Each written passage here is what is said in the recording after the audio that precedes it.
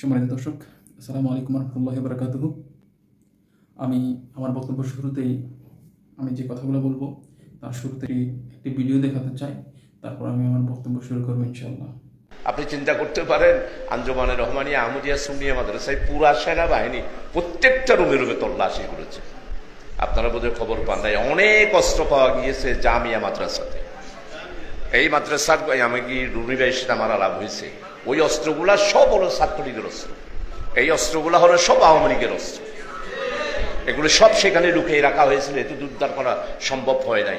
এইভাবে মাইজ ভান্ডারও ঘেরাও করা হোক, ওইখান থেকে উদ্ধার করা হোক, সমস্ত পটিয়ার আমির ভান্ডার ঘেরাও করা হোক, সেখানেও অস্ত্র পাওয়া যাবে। আমি এইখানে মহানগরীর গুলা বললাম না, আমির ভান্ডার, মাইজ ভান্ডার, আরো কি কি ভান্ডার আছে, এগুলো সেনাবাহিনীরা ঘেরাও করে নজিবুল বশর মাইজ ভান্ডারেরও পাওয়া যাবে, আরো যারা আছে। সম্মানিত দর্শক, আপনারা শুনতে পেলেন জামাতের একজন আমির, যার নামটা বলতে আমার ঘৃণা হচ্ছে, যারা বিশেষ করে আমরা চট্টগ্রাম জামিয়া আহমদিয়া সুন্নি আলিয়ার মাদ্রাসার মধ্যে অধ্যয়ন করেছি, কিংবা যারা করছে, কিংবা সারা বাংলাদেশের মধ্যে সুন্নিয়তের তীর্থস্থান যেটাকে বলা হয়, সুন্নিয়তের মূল মরকজ যেটাকে বলা হয়, সেটা হলো চট্টগ্রাম 16 শহরে জামিয়া আহমদিয়া সুন্নি আলিয়া মাদ্রাসা। আমি একদল জামাত নেতার বিপক্ষে কি বলবো আমি বুঝে পাচ্ছি না। কারণ হলো, তিনি যে বক্তব্যগুলো দিয়েছেন, তিনি বলেছেন জামিয়া আহমদিয়া সুন্নি আলিয়া মাদ্রাসায় অস্ত্র পাওয়া গেছে, রুমে রুমে তল্লাশি হয়েছে। আমি তাকে বলবো, তিনি কি জামিয়ার আশেপাশে রাস্তায় কখনো হেঁটেছেন? আশা করি তিনি হাঁটেন নাই। সেখানে জামিয়ার মাঠে গিয়ে দাঁড়িয়েছেন কখনো? আমার মনে হয় তিনি সেখানেও দাঁড়াননি। জামিয়ার যে সমস্ত হোস্টেল কিংবা রুমের আশপাশ যেখানে ক্লাস চলে, তিনি যদি সেখানেও যদি গিয়ে থাকেন, জামিয়ার পরিবেশ, জামিয়া সম্পর্কে কেউ দু একটি লফজ যদি বলতে হয়, অবশ্যই তাকে জামিয়াকে নিয়ে রিসার্চ করতে হবে। কারণ জামিয়া এটা সুন্নিয়তের একটি বড় আধ্যাত্মিক মরকজ, যেখানে আদব শিক্ষা দেওয়া হয়, যেখানে বেয়াদবের কোনো স্থান নেই। বিশেষ করে জামিয়া আহমদিয়া সুন্নি আলিয়া মাদ্রাসায় হুজুর কেবলা সৈয়দ আহমদ শাহ সিরকুটি রহমতুল্লাহ আলাইহি জামিয়া আহমদিয়া সুন্নি আলিয়া মাদ্রাসা প্রতিষ্ঠা করেছেন। তিনার মূল উদ্দেশ্য ছিল বাংলাদেশে ইসলামের খেদমত করা, সুন্নিয়তের খেদমত করা। তিনি সন্ত্রাসবাদ শেখান নাই। আজকে যারা আমাদেরকে সুন্নিদেরকে আওয়ামী লীগের ট্যাগ লাগান, ওই সমস্ত ভাইদেরকে বলবো, আপনারা যে আমাদেরকে ট্যাগ লাগাচ্ছেন, আমরা আওয়ামী লীগের দালাল ছিলাম। আমি ওই সমস্ত ভাইদেরকে বলতে চাই, আপনারাও তো দালালি করেছেন। বিএনপির সময়, বিএনপির যেই শেষ সময়ে যেই সমাবেশ হয়েছিল, আপনারা যারা ওই সমাবেশটা সম্পর্কে জানেন, বিএনপি কিন্তু শেষ সমাবেশটা কত তারিখ আমার সঠিক জানা নাই, করতে পারে নাই। কিন্তু জামাত কিন্তু ঠিকই করেছিল। কীভাবে করেছিল? আওয়ামী লীগের দালালি করেছিল। আজকে তারা সুন্নিদেরকে দালাল বলে। বিএনপি বলেন, আওয়ামী লীগ বলেন, প্রত্যেকটা দলের বড় বড় নেতা, এমপি, মন্ত্রীরা জামিয়া আহমদিয়া সুন্নি আলিয়া হুজুর কেবলা সৈয়দ মোহাম্মদ তাহের শাহ হুজুর যখন আসে, তখন সেখানে গিয়ে বসে থাকে।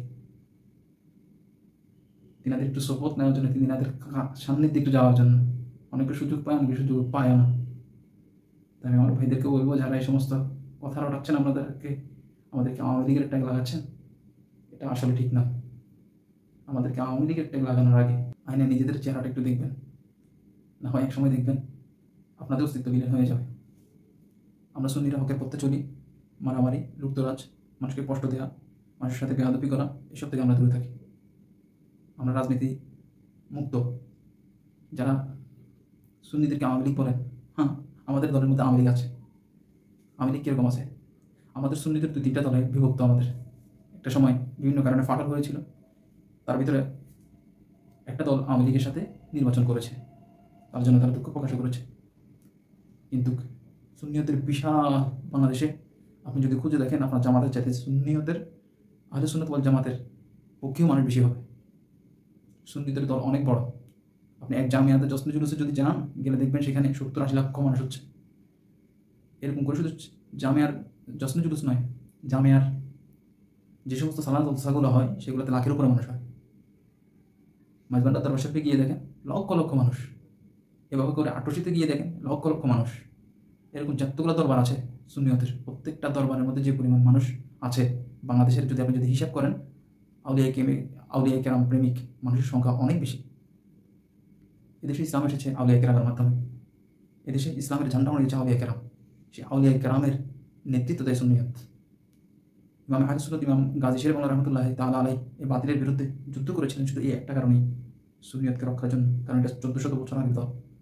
আপনাদের তো আপনাদের জামাত ইসলামের জন্ম তো হয়েছে 71-এ। তার আগে আপনাদের অস্তিত্ব ছিল। 71-এ তো আপনারা বাংলাদেশের বিরোধিতা করেছেন, এখনও করছেন, এখন সাধু সাচ্ছেন। কতক্ষণ আওয়ামী লীগ, কতক্ষণ বিএনপি। বাইরে আওয়ামী লীগ বলেন, বিএনপি বলেন, প্রত্যেকটা দলে সুন্নিয়তের মানুষ আছে। সুন্নিয়ত কখনো রাজনীতিকে তোয়াক্কা করে না। সেজন্য বিএনপিতেও যেমন সুন্নি আছে, আওয়ামী লীগও তেমন সুন্নি আছে। শুধু আওয়ামী লীগপন্থী বলে না, বড় বড় যত নেতা, এমপি, মন্ত্রী আসে বেশিরভাগ দেখবেন সুন্নি আকিদার। চট্টগ্রামে গিয়ে দেখেন, আমির হোসেন মাহমুদকে জিজ্ঞেস করিয়েন তিনি কোন আকিদার মানুষ। চট্টগ্রাম মহিউদ্দিন আওয়ামী লীগের এক সময়কার যিনি মেয়র ছিলেন, তিনিও কিন্তু ওই সময় সুন্নিয়তের একজন অতন্ত্র প্রহরী ছিল, কিন্তু তার রাজনীতি ভিন্ন ছিল, সুন্নিয়তের জায়গাটা আলাদা ছিল। মেয়র মঞ্জুর আহমেদ চট্টগ্রামের, তিনি কিন্তু হুজুর কেবলা আসলে কখন হুজুর কেবলার কাছে যাবেন, হুজুর কেবলা একটা শপথ নেওয়ার জন্য বসে থাকতেন। তিনি কিন্তু বিএনপির ছিলেন। সো যারা আমাদের সুন্নিদেরকে আওয়ামী লীগের ট্যাগ লাগাতে চান, তাদেরকে উদ্দেশ্য করে বলবো, সুন্নিয়ত রাজনীতির তোয়াক্কা করে না। সুন্নিয়ত এটা আকিদার সংগঠন। এই আকিদার সংগঠনের সাথে থাকা আমাদের প্রত্যেকের ইমানি দায়িত্ব। আমরা সুন্নিরা হকের পথে চলি, সত্য কথা বলি। আপনাদের মতো আমরা মিথ্যা কথা বলতে পারি না, আগামীতেও বলবো না। আওয়ামী লীগ মিথ্যা কথা বলতো, কোনো একটা ঘটনা ঘটাতো, ঘটিয়ে জায়গায় ফিরে যেত, সেম আপনারাও একই কাজ শুরু করেছেন। তাই আমার ভাইদের উদ্দেশ্য করে বলবো, আপনারা যারা এখনও ভুলের পথে আছেন, সুন্নিয়তের সঠিক তত্ত্ব বুঝে সুন্নিয়ত করুন, তাহলে দেখবেন এক সময় কামিয়াবি হবে। এ বলে আমি আমার বক্তব্য শেষ করছি। আসসালামু আলাইকুম রহমতুল্লাহ।